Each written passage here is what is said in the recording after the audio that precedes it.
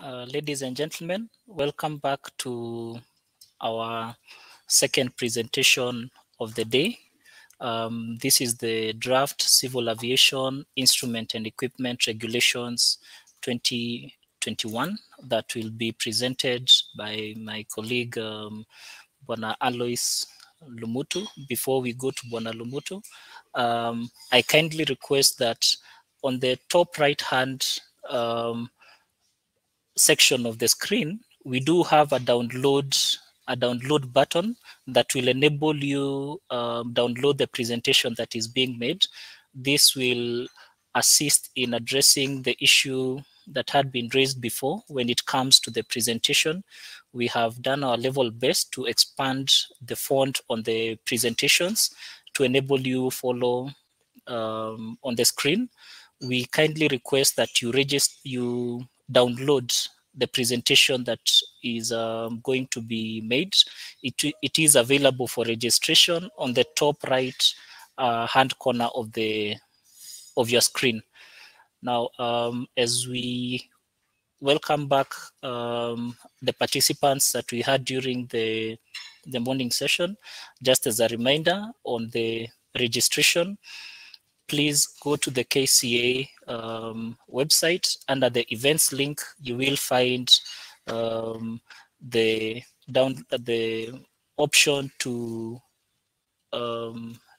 register for this particular event. Under the drop-down menu, pick the particular session that you wish to attend. In this case, it will be the instrument and equipment regulations. We have also received quite a number of requests that the session that just ended might require some additional time to enable the public provide their input. So how we will be going about it, once we are done with the presentation on the instrument and equipment regulations, we will take a few minutes just to respond or give the public an opportunity to make presentations when it comes to presentations on the draft civil aviation commercial operation regulations 2021. So my colleague Bwana Alois Lumutu will be taking us through the second session on instrument and equipment regulation. As had been mentioned, this is a complete new set of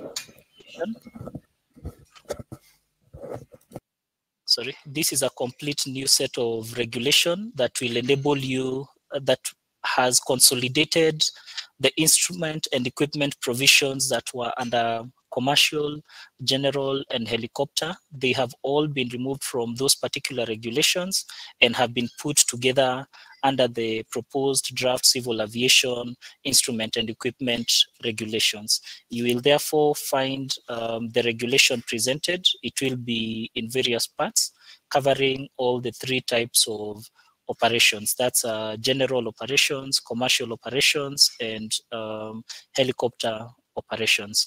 So without further ado, I'll be requesting my colleague, Bwana Alois Lumutu, to take the stage and take us through the draft civil aviation instrument and equipment regulations. Bwana Lumutu. Thank you, Dennis. Good morning, ladies and gentlemen. As Dennis has just rightly put it, I'm going to present our proposed regulations on instruments and equipment. The major change that we made on this regulation is the arrangement of the regulations. Previously, we had mixed items, and we are trying to make it user-friendly for the operator, and by identifying what areas affect you. So today, on the proposed regulations, we have various sets, as I am displaying on the screen. We have introduced new and reorganized the whole set of regulations.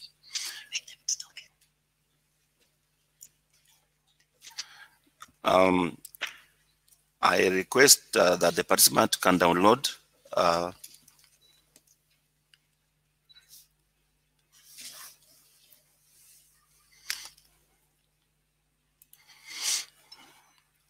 Okay, now on the screen is a proposed regulation on instruments. What we have introduced is that previously we didn't have parts that identifies the kind of operation that the operator is using. For example, we could get an operator who is working on general aviation aircrafts or operator on commercial aircrafts. They are all mixed. So today on these proposed regulations, we have identified parts that identify the particular requirement of each operator. Now, on the new, we have on the first part, what the first where we have current regulation, where we have new, it means that is an amendment that we've introduced a new item in our regulations. For example, there was no aerial work, and we've now introduced aerial work and identified what aerial work means. Agreement summary. We have air traffic, that is new as well. And then we have requirements for part 6, that is altimetry system error, that is also new in the regulations. Alternate aerodrome is new. And then we also have alternate heliport, also new in the regulations. It was not there before. Another approach and landing phase on helicopters is also a new item on the regulations. And then appropriate airworthiness requirements, the meaning has been redefined. And then the next one, in relation to an aeroplane, the authority which is responsible for approval of design. We have removed aeroplane and replaced with the word aircraft to cover all kind of aircraft. We also introduced automatic deployable flight recorder, which was not there. And this is as a requirement of the annex. We also introduced category 2 of operations. That is on, we also introduced CDL, which was not defined before. These are on definitions. We also introduced continuing airworthiness records, which was not there before. And you've also interpreted what CVR means. It was not interpreted before.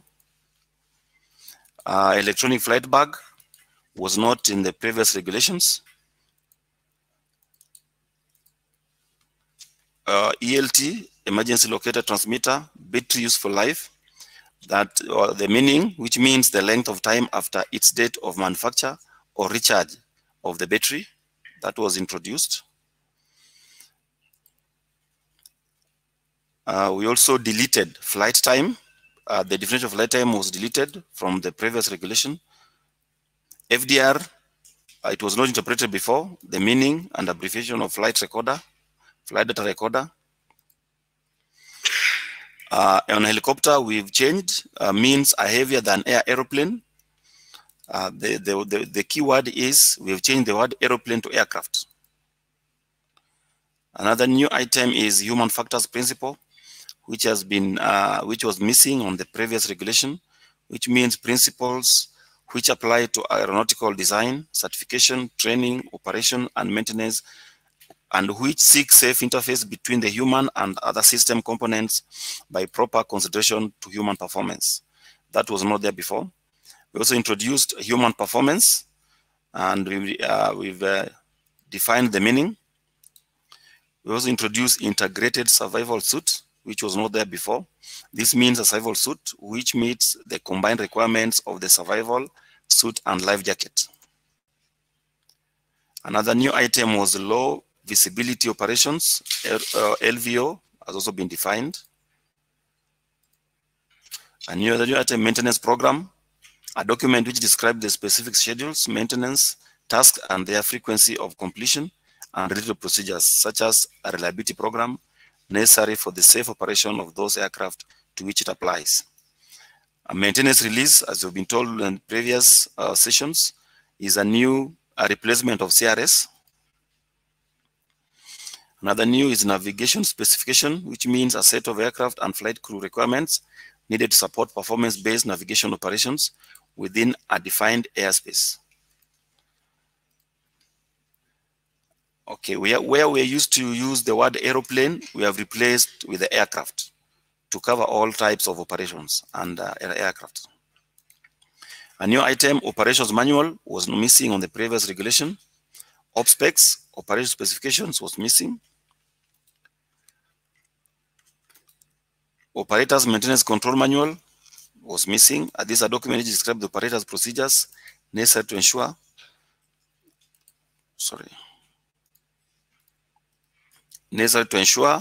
that all scheduled and unscheduled maintenance is carried out. Another new item on definition is pilot in command. The pilot designed by the operator, or in the case of general aviation, the owner, as being in command and charged with the safe conduct of a flight. We have replaced the word aeroplane with aircraft in the term of pressurized aircraft. There's a proposal to introduce psychoactive substances, and the word repair was not defined. Runway visual range, or RVR, specific approvals, state of the aerodrome, state of registry, those are new definitions. State of operator, threshold time, total vertical error, TVE. Then we have introduced the applicability. This regulation prescribes the minimum instruments and equipment requirements for all aircraft registered and or operating in Kenya.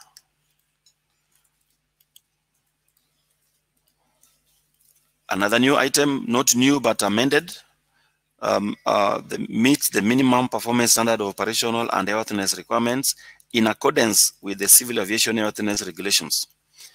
That part was missing on the previous regulation.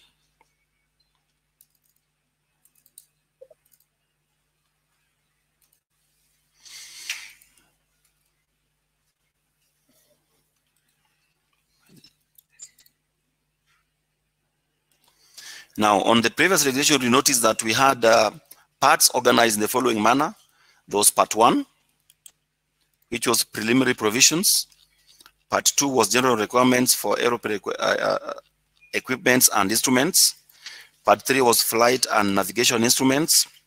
Part 4 was communication equipment. Part 5 was instruments and equipments. Part 6 was flight data recorders and CVR. Part 7 was emergency rescue and survival equipment. Part 8 was miscellaneous systems. Part 9 was exemptions, and Part 10 was general provisions. In the current arrangements, we have arranged them in Part 1, will remain preliminary provisions. Part 2, general requirements. Then Part 3, we have now introduced instruments required on various categories of operations. For example, part 3 is commercial air transport, aeroplanes. So everything about commercial air transport aeroplanes will be covered in part 3. And then we also covered helicopter independently. We have covered general aviation independently. And we have covered commercial air transport,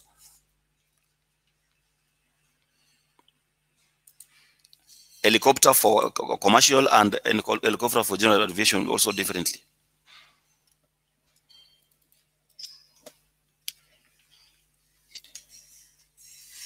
We didn't upload the right document. You didn't upload the regulation. It is not the only.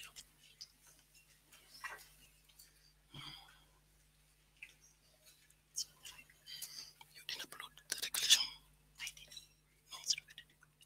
No, this is the matrix.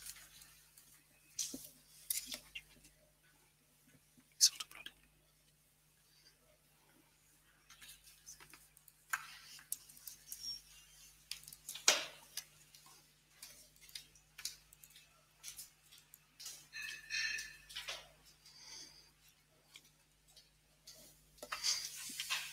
He didn't upload the right one. What do you mean? Yes. Yes.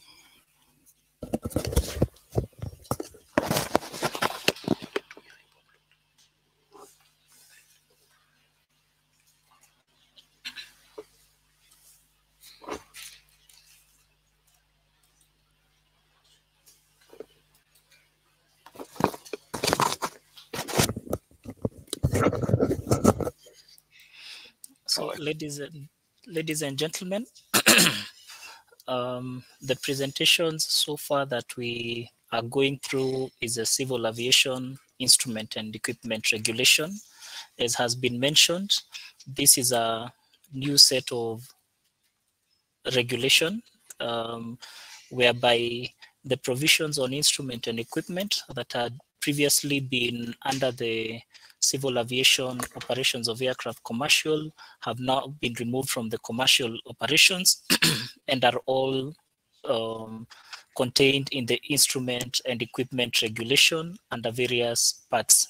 The various parts will cover the instruments under commercial, instruments under general aviation, and instruments under helicopter operations. As had been mentioned during the earlier sessions and the morning sessions, in case of any questions that might come up, or in case of anyone who wishes to make a verbal presentation during the session, kindly just indicate so under the questions tab, and we will be able to give you the floor. As had been mentioned, and from the morning forum where we had commercial air operations, after we are done with the instrument and equipment and we have adequately responded to all the questions that might come up, as well as given clarifications on any areas that you may wish the authority or the inspector giving the presentation to make. After the presentation, we will be able to handle any questions that may arise from the earlier presentation on commercial operations of the aircraft. So right now we are going through the instrument and equipment regulations that provide for, that have consolidated all provisions touching on instruments under commercial, all provisions touching on instruments under general aviation, as well as helicopter operations, and all of them have been put under one tab. So ladies and gentlemen, in case of any questions or in case of any wish to make any presentations, verbal presentations, you are kindly requested to let us know of the same by requesting for the floor under the questions provisions. We will be continuing with the presentation on instruments and equipments regulations shortly. Please be reminded, in case of any questions or if you wish to be given the floor to make any presentations, kindly just indicate so under the questions tab, and you will be given an opportunity to make the remarks. I can see we have a request. As just before we proceed back to the presentation, let us see. Bwana Douglas Karoki has requested for the floor. Kindly accept the participation invitation, and the floor will be yours so that we can get your remarks. Once you have the floor, kindly let us have your input under the instrument and equipment regulations that were being presented by Bwana Alois Lumutu. Mr. Douglas Karoki, please, the floor is yours.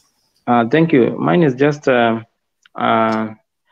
about the auxiliary equipment that be on board an aircraft, maybe like the likes of IFE, that is the in-flight entertainment system, or other satellite communications gadgets like the ACARS. And the other thing is, because of the technological advancement in such areas, I think the authority should give the operators quite an ample time to comply. Thank you. Okay. Thank you very much, Bwana Douglas Karoki, on the questions. We confirm that just before we have the technical team respond to the proposal that you have given, or to the question that you have asked, we confirm that the regulations as they are will have transition period. This is one of the items that we will need to discuss and deliberate upon, because during this transition period, it will give the operators some time to comply with the regulations as they have been promulgated. So under the transition clause, we will also request that you give us an appropriate period. In the 2018 regulations, we had a transition period of 1 year where the operators were required to comply with any new requests that or any new requirements that the regulations had made. The operators had been given a period of 1 year to enable them comply. So my colleague, Mr. Alois Lumutu, will take the floor and respond to the question that has been presented on the auxiliary and the entertainment systems, as well as proceed with the draft civil aviation instrument and equipment regulations. Bwana Lumutu, you have the floor. Okay, thank you. Just to answer Bwana Douglas Karoki, the regulation only talks or regulates the minimum safety requirements. You know, IFE is not a safety related requirement in the face of the regulations. So the IFE is an equipment put for convenience for the operators, additional convenience for the customers or passengers. So we may not talk about convenience equipments, but the regulation only talks about the minimum safety requirements on the regulations. Now, if you go back to my presentation,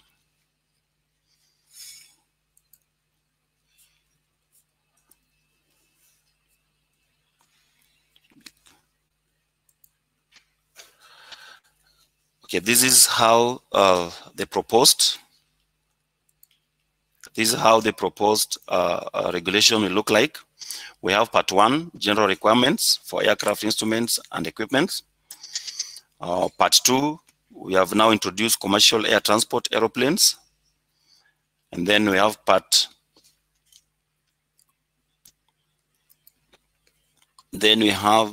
4, general aviation aeroplanes.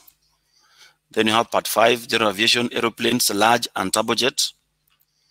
And then we have part 7, helicopter operations, general aviation. Then part 8, exemptions. So what you can notice that we have now identified, we have now arranged the regulations in terms of the operator. So if you want to, for example, if you're operating helicopter operation, general aviation, you just go to part 7, and you don't start searching for information from page 1 to the last page. Now, during in this presentation, we're also going to address some issues that were raised by the operators. We have received an issue, a recommendation from Diego Babao from Bombardier Aviation. Babao is talking about Regulation 24, CVR, where you have said that all aeroplanes of a maximum certificate takeoff mass of over 27,000 kilograms, for which the individual certificate of airworthiness is first issued on or after 1st January 2022, shall be equipped with a CVR. In our proposal, we indicated 2021. You are right, it's supposed to be 2022. However, the spirit is that the ICAO gives the maximum period of compliance. We intended to put 2021 so that we comply early, but your input is going to be considered. The same on item 2, regulation 113, on the same CVR beyond 27,000 kilograms. It's also 2022. We indicated 2021. We also received a feedback from Mr. Evans Kihara and Paul Njoroge from Kenya Airways. On item 2, they gave a feedback on regulation 14. An aeroplane shall be equipped with spare electrical fuses on appropriate ratings for replacement of those accessible in flight. they are proposing that we use these words to include wording where applicable.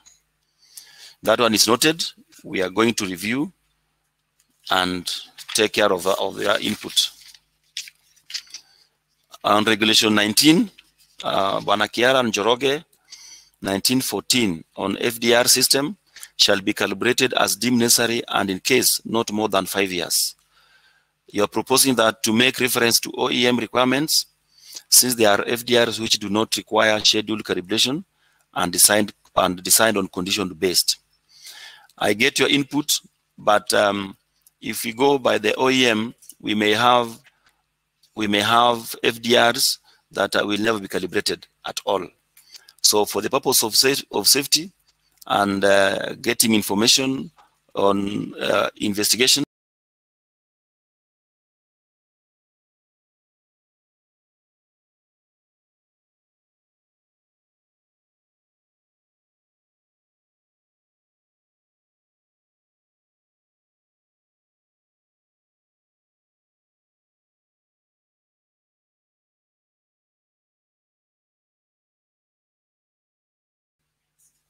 we are still receiving the inputs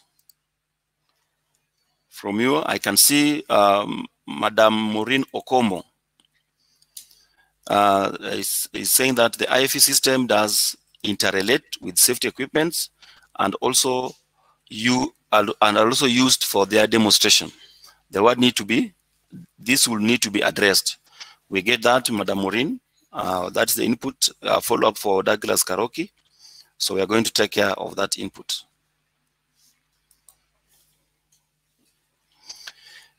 That was the summary for changes in equipments, instruments, equipment regulations, and we are still open to receive your inputs.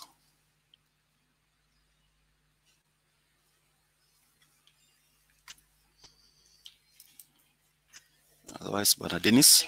Thank you very much, Bwana Lumutu, for taking us through the equipment and the draft civil aviation instrument and equipment regulations 2021. Probably, if acceptable, Ms. Okomo, you can take the floor and probably give us proposals on your question that you have put across. If that's acceptable, you can come on board. We are still receiving any requests for additional comments or clarifications when it comes to the instrument and equipment regulation. It can also be in the form of support, because we have listened to the industry and are taking on board the proposals that we have received. As you can notice, the regulations now, you have a one-stop shop where any items, any issues touching on instrument and equipment have been categorized, and now general aviation provisions will clearly be stipulated under this proposed draft instrument and equipment regulations. All those undertaking helicopter operations will have a one-stop shop where they can get all matters on instruments and equipment addressed by the regulations. So anyone who intends to make any verbal presentations, you can kindly request, and you will be given the stage to make the presentations.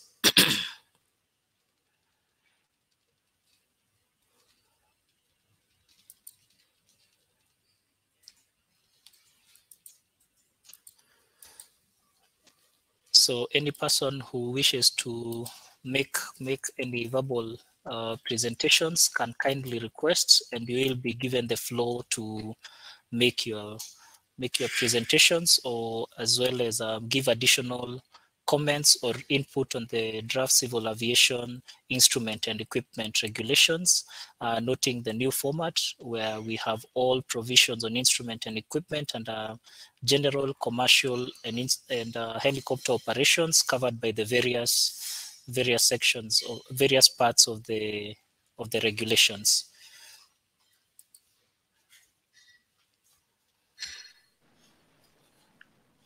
Okay, Mr. Karoki, you have the floor. Thank you. I just got attention of that regulation on spare fuses replacement on board. Well, it might be a simple maintenance, maybe done in small aircraft by the pilot owner, or in a larger plane by the flight crew, if the operations allow. But it should be elaborated and made more restrictive. Otherwise, we shall have introduction of maintenance activities being done by people who are not appropriately, given who don't have the authority to do certain maintenance actions, which may extend and get into a catastrophic situation. For example, if you have a system and you replace with the wrong fuse, which has the wrong rating, then you end up in some dangerous situation. And I hope all this should be stated that such activities cannot be done airborne. It has to be on a ground maintenance situation. Thanks.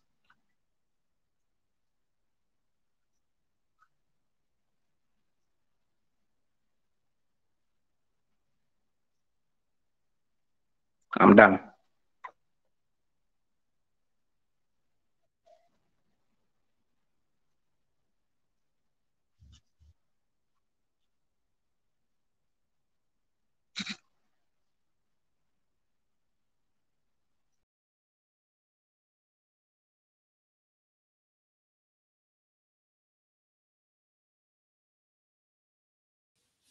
Thank you very much for those comments, Bwana Karoki, on the spare fuses. We have noted the same, and we will be able to address the issue on the fuses as proposed. Our team will look into it and ensure that we do not create any loopholes that may expose the industry on safety issues. So, Bwana Lumutu, please kindly shed more light on this. Yes, thank you, Douglas Karoki. I know it. The way you put it, it can be abused. However, it's a safety requirement in the event that all lights or necessary lights that are required for safe operation of the aircraft goes off. It may be a requirement that we have still the spare bulbs or spare fuses on board, just in case. Now, to address your issue of maintenance by or abuse by the pilots, maybe we can introduce a training on bulbs or fuse replacements as part of the procedures. However, your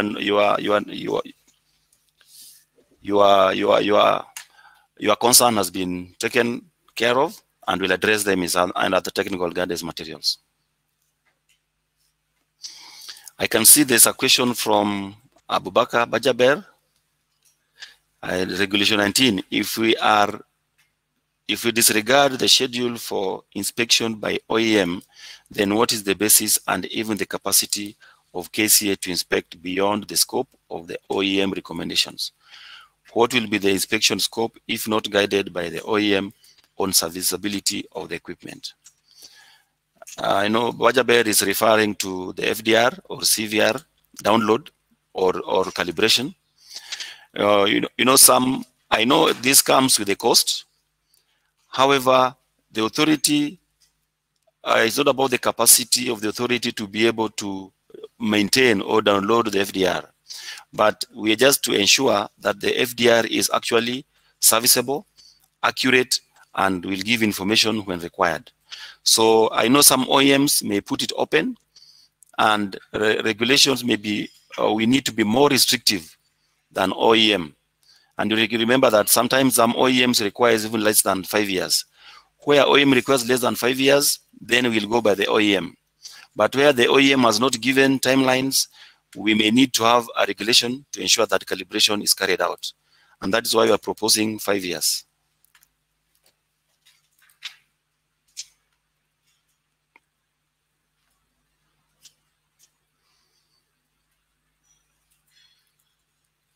For Maureen Okomo, is Maureen online? Maybe you can shed light on the IFE system.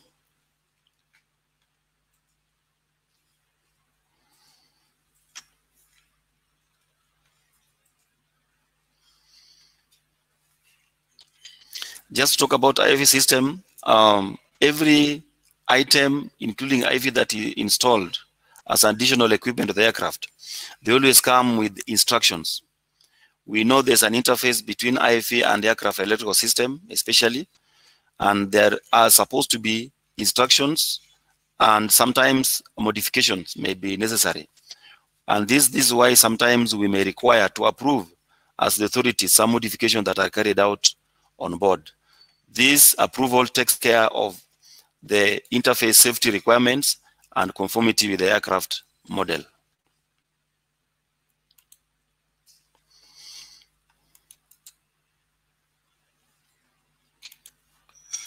I can see a concern from Wilson Kirui. Wilson Kirui, I have noticed that you do not have definitions and acronyms in the regulations. It's good to have it for references and clarity. Wilson Kirui, this is noted. This is noted. What we have is still a draft. We'll include all the relevant inputs.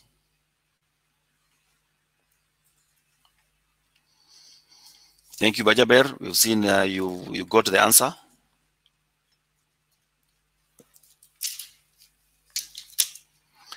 Any other concern on instruments and equipment regulations?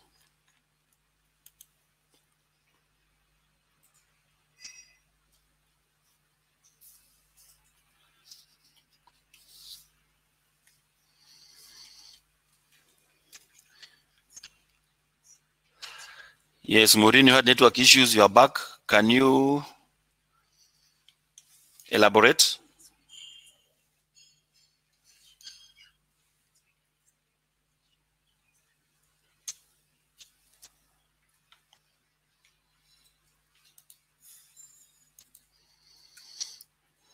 Yes, Karoki.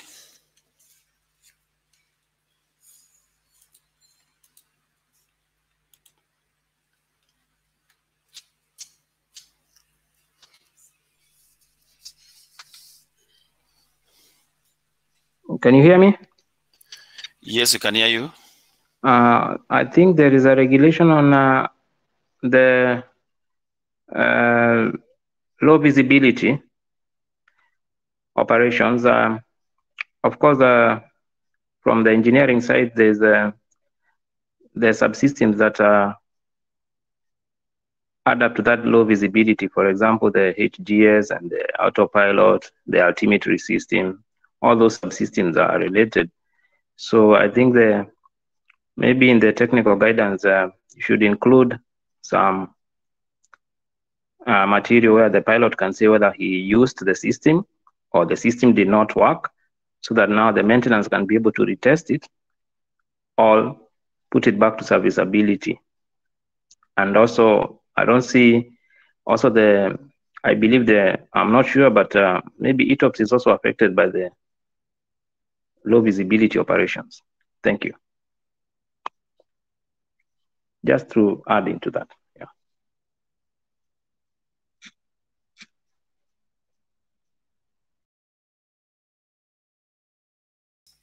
Yes, Karoki, we've noted. That is more of a procedure for operation, and that is noted.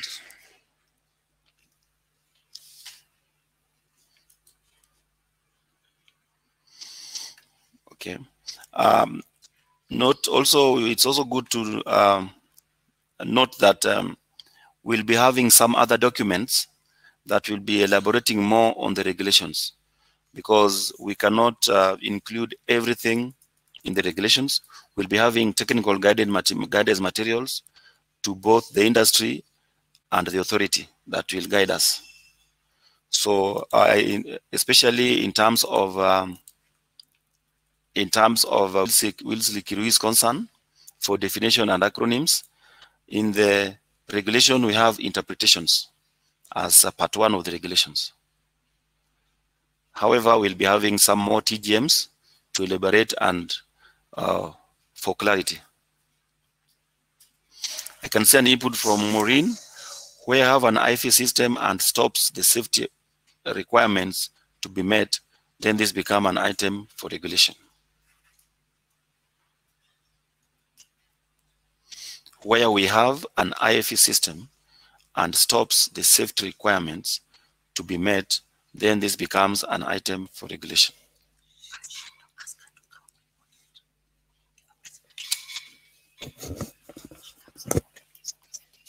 Yeah.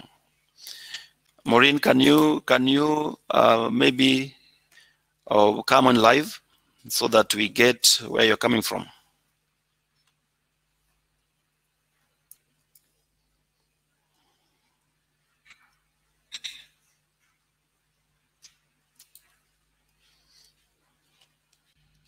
Ms. Maureen Okomo, we kindly request you to accept the participation link so that you can get the floor and come online for purposes of clarifying the question or the comment that you have provided.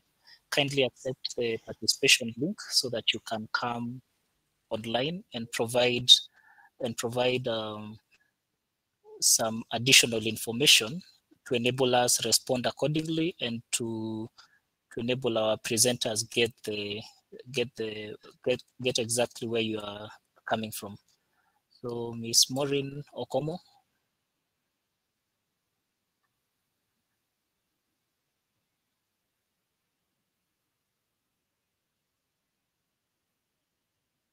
Ms. Maureen Okomo, kindly accept the participation link to enable you get the floor and come on live and give your presentations. If you so wish, you can come live both without video or with video, but kindly accept the participation link to enable you come on live.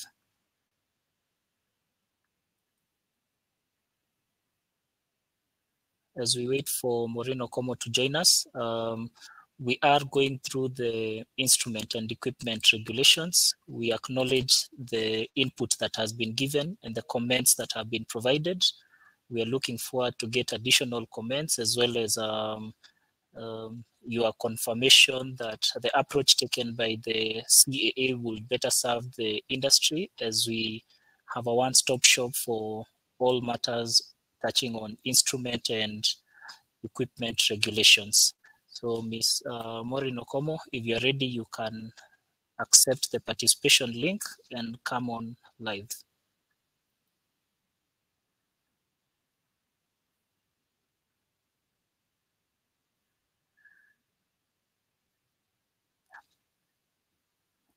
Okay. Ms. Maureen Okomo, if you're ready, you can come on live, but if not, we still have the option for sending in your comments via the dedicated email address, that is KCARS2021, that's KCARS2021 at kcaa.or.ke. We will receive all your comments and have them put in a table format. Thereafter, you will be able to see how the team from KCAA responded to any of the proposals or comments that were given or received from the industry. So still giving an opportunity to anyone who might wish to make any verbal presentations to the meeting touching on the instrument and equipment regulations. You can kindly do so by coming under the questions tab and indicating your wish to give verbal presentations. So Ms. Maureen Okomo, I see you are having some technical challenges, but anytime you are able to come on board, kindly indicate and you will be given the floor to come on live. So any additional request for participation, kindly just indicate and you will be given the floor to enable you give us any input or your comments on the draft civil aviation instruments and equipment regulations. Bwana Douglas Karoki, kindly come on board. You have the floor. Thank you. I think Maureen seems to have connection issues.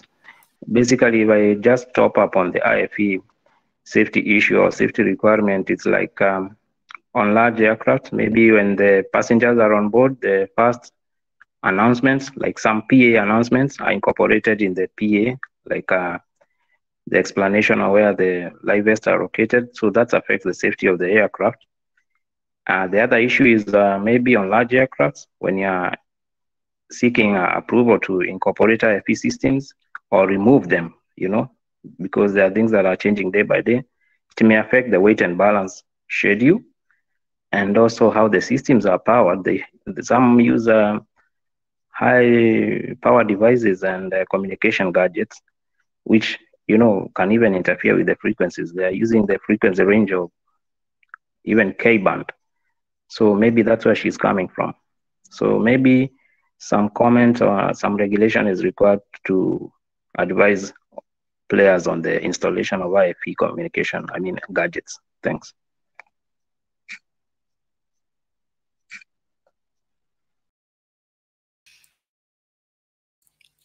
Yes, thank you, Karoki, for that input. The concern is,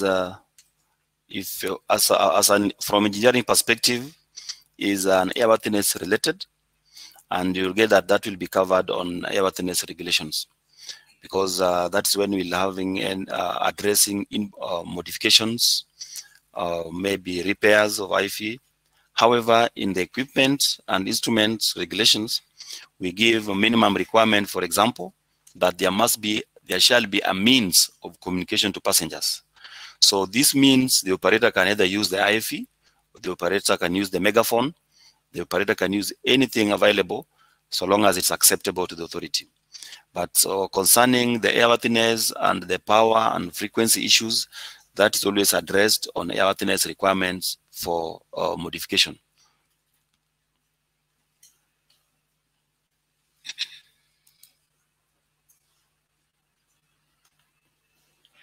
So thank you very much, Bwana Lumutu, for the comments and inputs on the instrument and equipment regulations. As I had mentioned earlier on, we are still open to receiving any additional comments and input on the proposed new approach that the authority has taken, which is combining all the instrument and equipment touching on commercial operations, general operations, and helicopter operations under one regulation.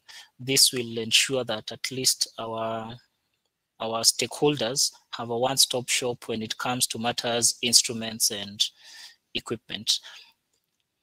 I think from the comments that we have received so far on the IFE system, this is something that will be looked into by our technical team of technical colleagues to enable development of the adequate guidance material for purposes of ensuring safe and secure operations in the industry.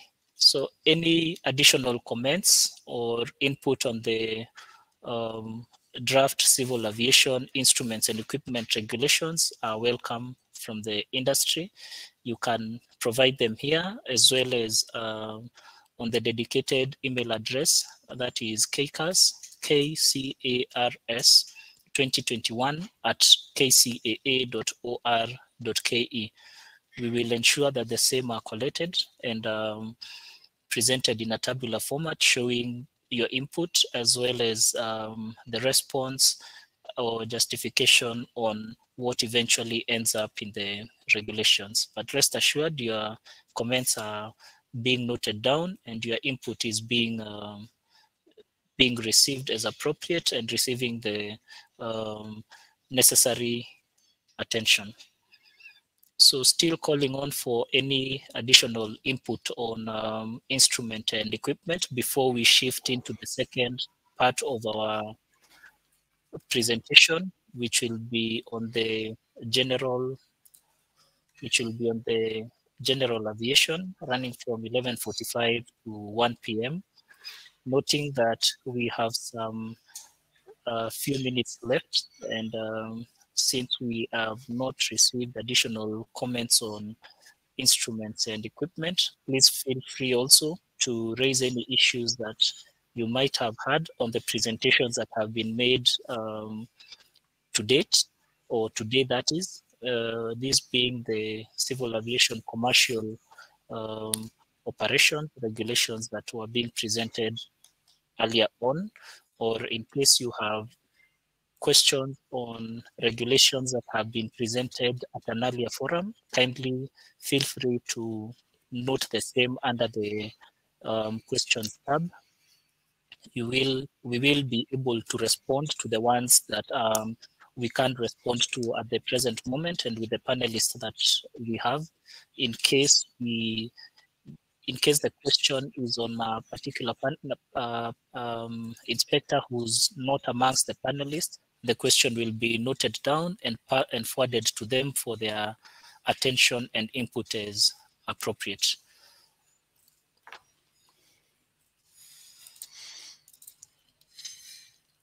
Just to add on, there's some new items that have been introduced by these regulations. For example, the aircraft that are using data link or communication system will be required to have a data link recorders. And for the aircrafts that are using flight crew machine interface, will also be required to have a flight crew machine interface recorder from 2023.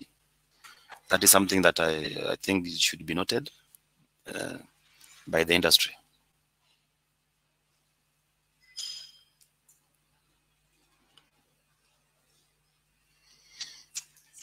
Any other input from the participants?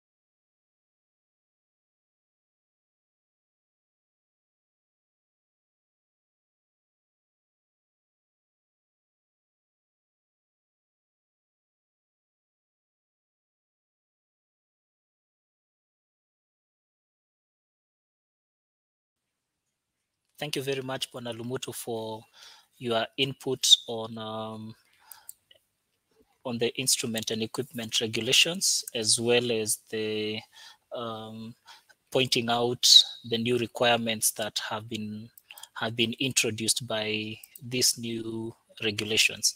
As I had mentioned before, we will be having a transition period that will enable our operators comply with the requirements introduced by the new regulations. So I see there's a request for the floor by Bwana Karoki. We will be requesting you to accept the participation link. And as I had also mentioned, please feel free to raise any questions and concerns that have been made so far. That can be in the course of the day today. If our panelists, if any question is directed to any panelist who's currently live, then they will be able to respond to you. But if they are not live with us, then we will be able to channel the request as appropriate. So Bwana Douglas Karoki, kindly come on board and give us your input. Then we will have Bwana Wesley Kirui also give us, we will be giving you the floor to enable you shed more light on the question that you have put forward. So Bwana Douglas Karoki, kindly accept the invitation to come on board. Thank you. This is just a follow-up on Mr. Lumutu's advisory on the data link. I think I beg with the authority to add more time to the operators to adequately prepare and set up the proper network for the data link installations, as some things are not in the operators' hands, maybe like the mobile operators and the network issues that might come up. I think we can give the maximum duration for such operators to comply, because it's an expensive venture. Thank you.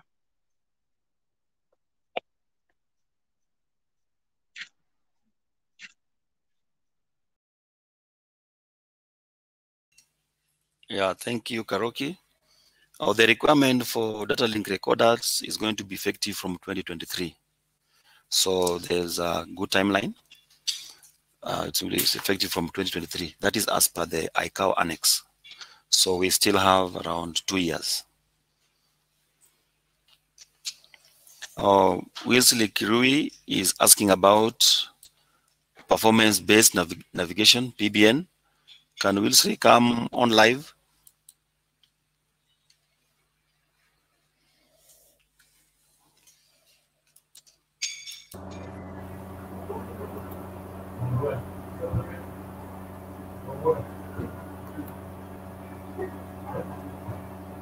Yes, I'm live. Do you hear me?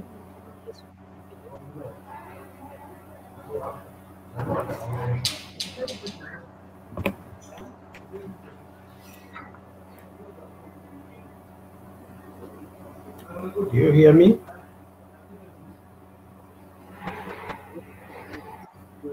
Yeah, can we proceed to the presentation?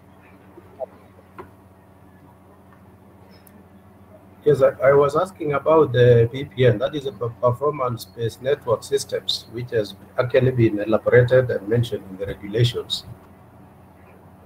It's a very nice feature for future usage, especially in desert environment and maybe forests, where we don't have the conventional navigation equipment, or they may be there but not very reliable. So I was asking if there can be some guidance from the Civil Aviation Authority on the specific equipment, so that we can guide the industry on which kind of equipment, even if it means going down with the part numbers, or narrow down to a few systems that can be researched to be reliable, so that we can help the industry. So that when we apply for KCA for approval, at least we are sure that we have retrofitted our aircrafts with the correct equipment.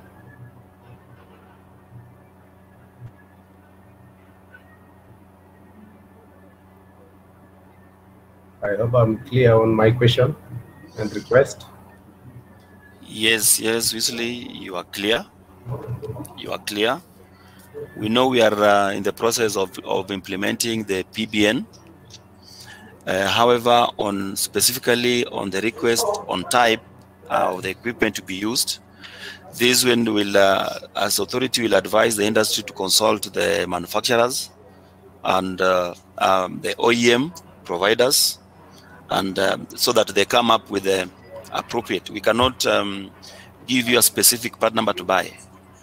That will be that will not be necessary, because we may have alternative means of compliance that is also acceptable in the regulations.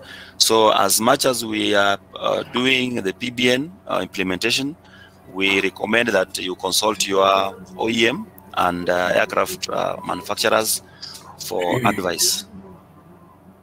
The main reason why I brought this is because asking OEMs, they can sell you anything. They are ready to sell for you anything. But it would be very helpful to the industry if KCA can come up with specifications to say, even if you are buying an equipment, you need to purchase an equipment and fit an equipment that meets the specific thresholds that are given by KCA to ensure that at least we meet the very minimum, because OEMs can sell you anything. Why was I invited? Yes, Kirui, we get your input. You get specifications you will get. Okay, thank the you. specifications you will get, but particularly particular part numbers may be a challenge. Okay, but maybe specifications will be provided. Okay, maybe we leave the part number element. That was just hypothetical. Yes, yes, yes. But I actually meant the specs, yes. the minimum specs that the equipment should meet. Yes. To be accepted by KCAA. Yeah, that will be provided. Okay, thank you. In the guidance material. Thank you, sir.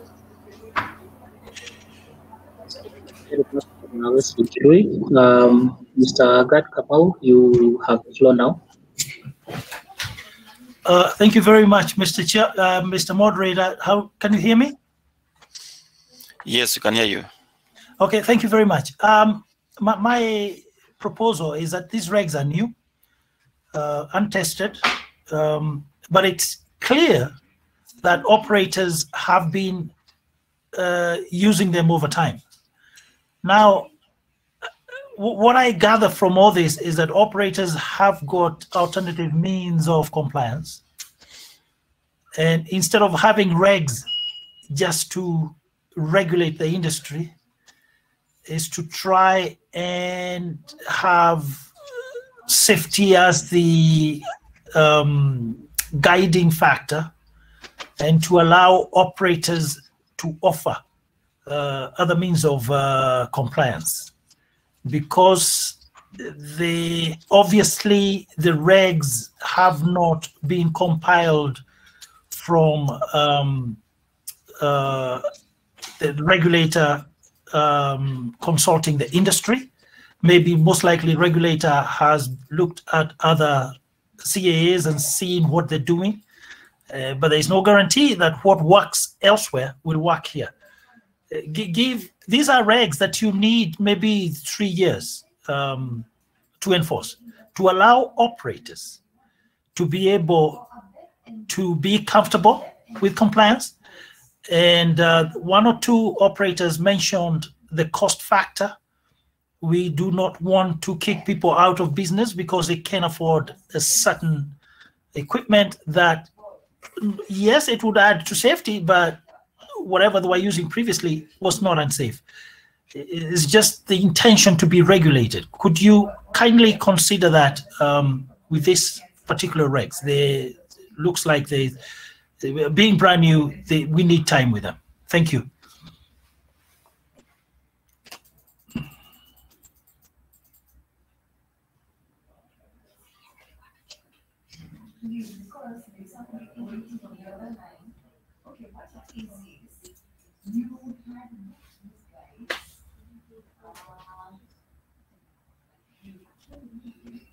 Hello, I'm done.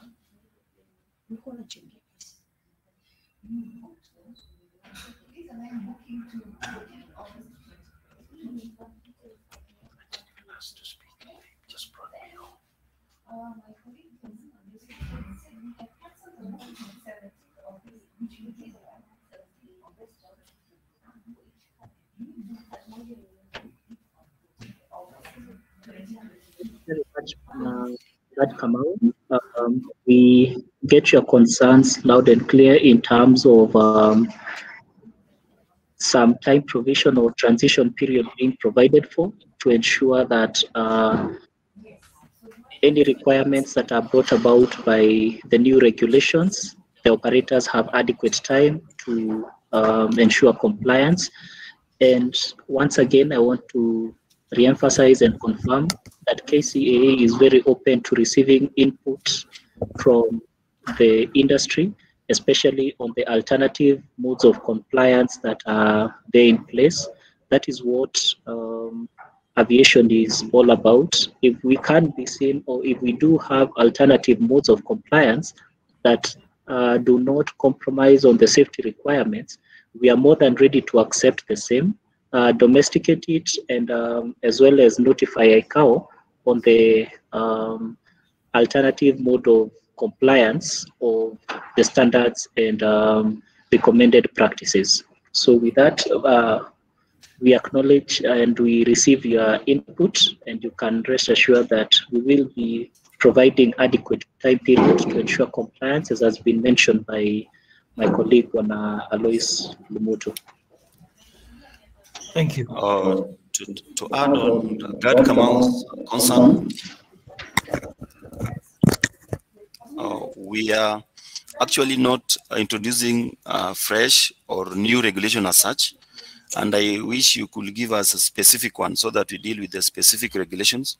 However, what we've done is that we have just reorganized the existing regulation into sections appropriate that is friendly to the operator, so that when you are using helicopters, you would have nothing to do with aeroplanes. So you just go to your part of helicopters and you get all equipments there. But if there's something that is particularly of concern, I will wish that you raise it as specific regulation, then we can address it as such. Thank you very much. I think in law, if you readjust or come up with a new format, that is taken as new. Regulations were profiled differently, and this is a new way you've decided to profile. This is new. In law, you've changed, and that is in itself should give us an opportunity to digest what you've given us as something new and to try and live by it. Thank you.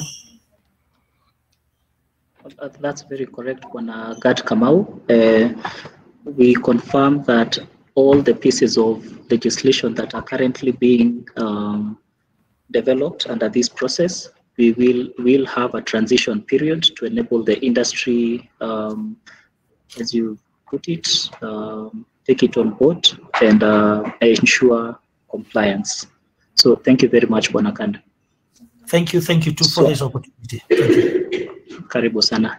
So we still continue requesting for any input or comments from the industry in terms of the regulations that have been presented. There is Bwana Abubakar. You have the floor. You can proceed and kindly unmute your mic.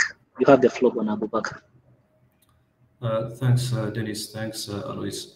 Sorry, I had already given my feedback, but since I've been invited out of courtesy, I'll just speak on the PBN. I think on issue of PBN, the certifying authorities for the OEMs control the specifications that are required to fly specific operations.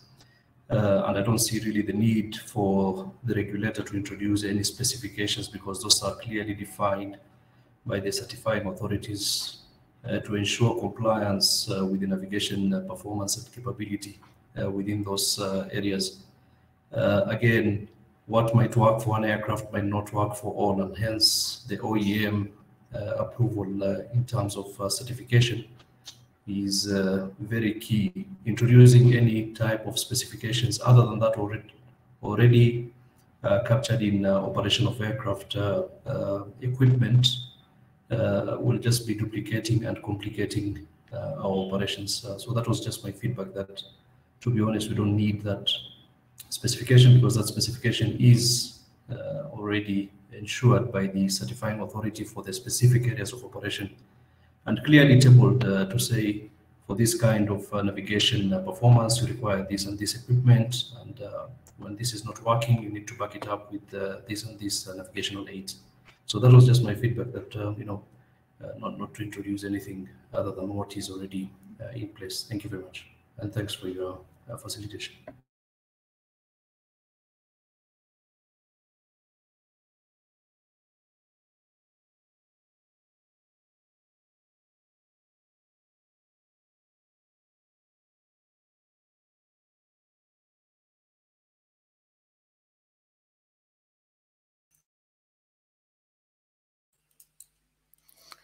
Oh yes, Abubakar, are you done? Yes, Alois, I'm done. Thank you very much. Yes, Abubakar, you are right. You are right. The authority may not come in and determine what specific PBN or parts to be used. As you have rightly put it, the certifying authorities of various or type of aircraft or components are responsible. So the operator will just present to the authority how they comply with the requirements of the certifying authority. So to that extent, you are right, and that input is taken in.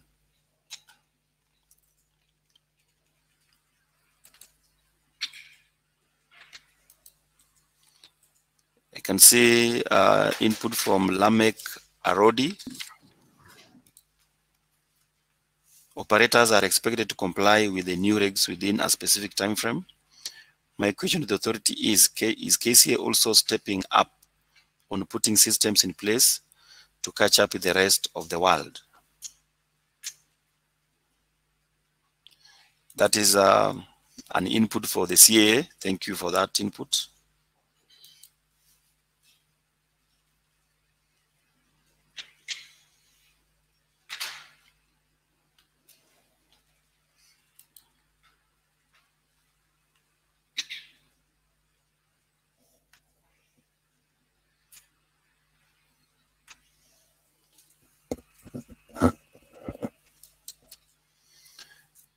Any other concern from the participants?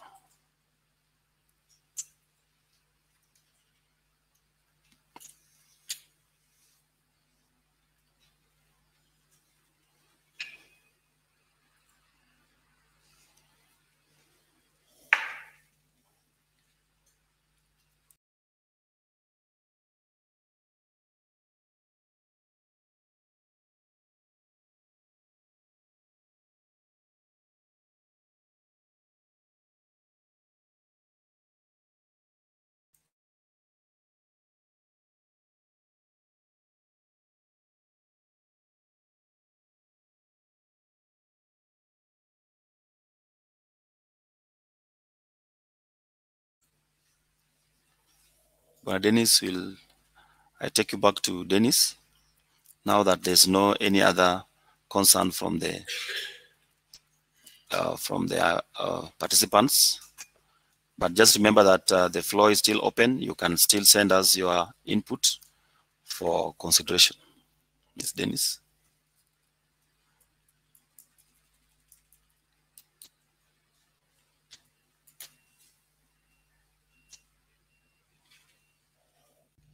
Thank you very much, Bwana Lumut, for the responses that you've been providing on this. And yes, Bwana Lame Karodi, the CA is working to ensure that it keeps up with the industry, both in terms of regulation as well as operations.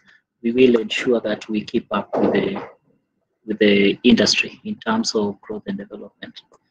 So we note that there are no additional questions under the questions tab. So at this point, I will kindly be requesting that we go for a short 10 minutes break to enable us join the to enable the change of panelists for presentation of the civil aviation operations of aircraft general aviation regulations 2021. Now, the regulations will be presented by Captain Mary Kai, who will take us through the regulations.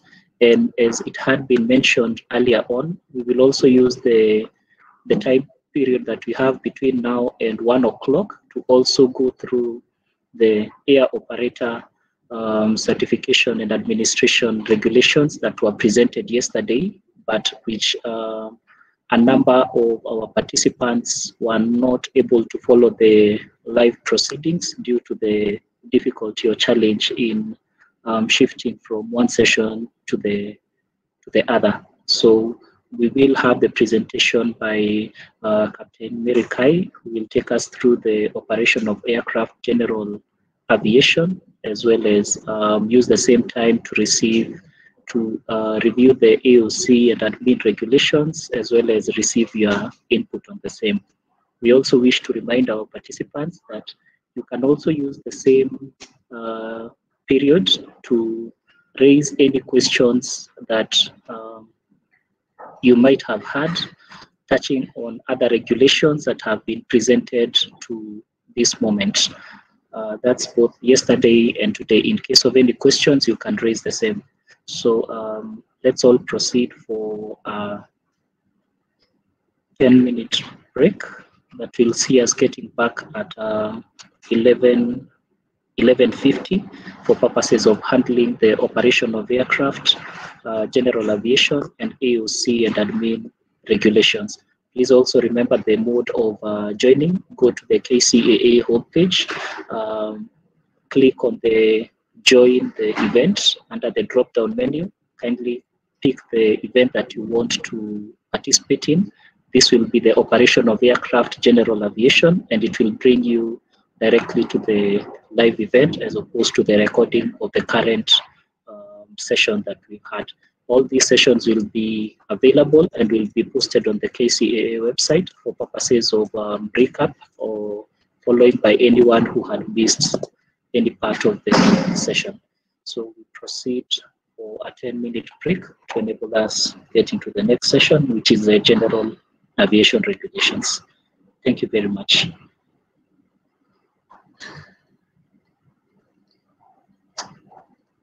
Sorry, I can see there is a small request here.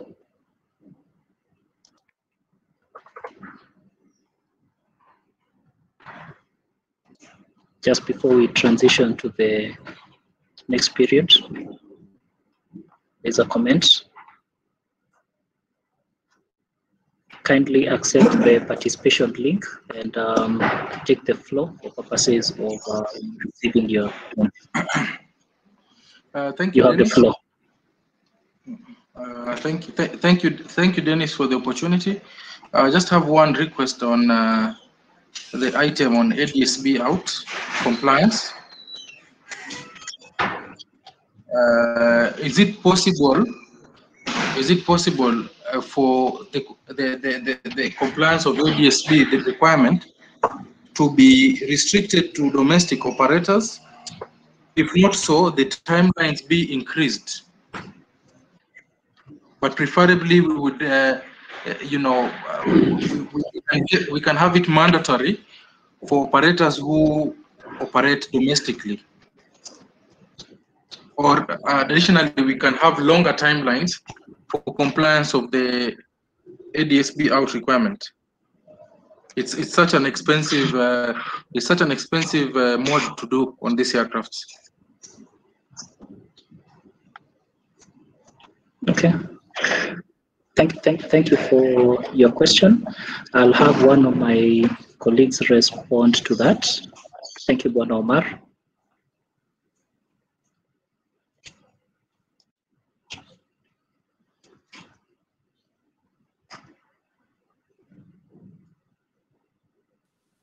Yes, we got your input on ADSB. ADSB is still an ongoing process, and we'll advise the industry appropriately, taking care of all your inputs.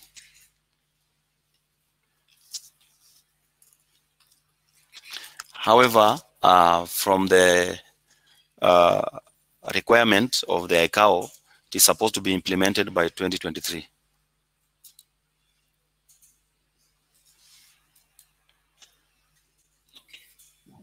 Thank you very much, Bwana Lumbutu, for the response on ADSB. And we confirm that we are working also with ICAO timelines that have been put in place, which is the year 2023, when they will be made mandatory. So for now, I request that we take a